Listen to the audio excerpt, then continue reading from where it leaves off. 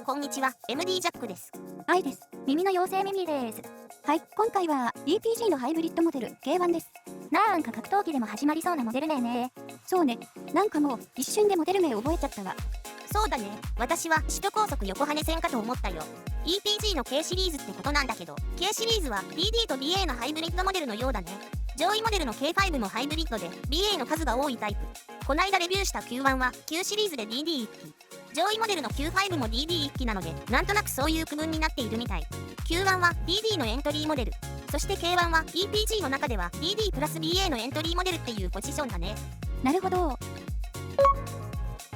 じゃあまずパッケージ内容だけど Q1 と同じみたいね。イヤーチップにダブルフランジがあって収納用のポーチも。ケーブルはマイク付きしか選べないみたい。これはマイクなしも選べるようにしてほしいね。価格は 1DP プラス 1BA のエントリーモデルとしては少し高めに感じるかな。他メーカーだともう1ランク下の価格帯のモデルも用意してる。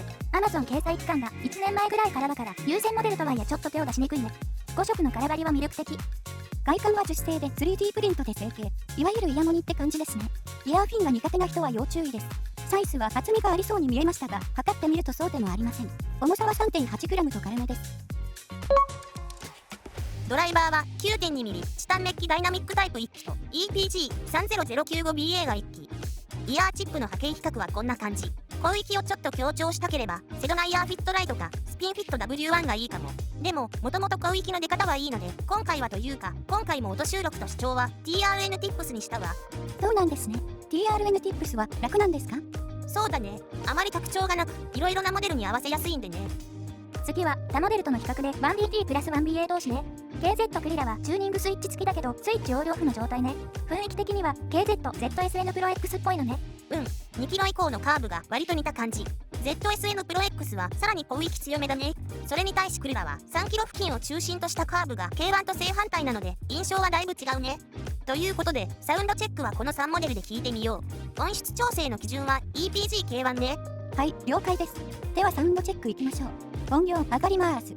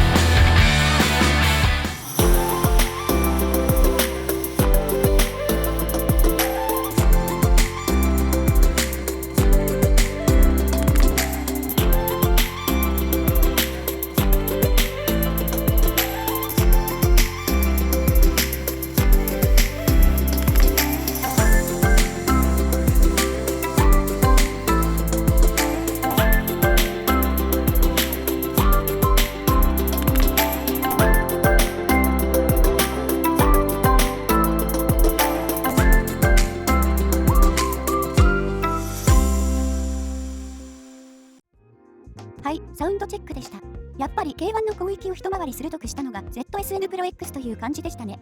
だね。実機で聞き比べても印象は同じで K1 の方が聞きやすい印象だわ。じゃあクリラと比べるとどう？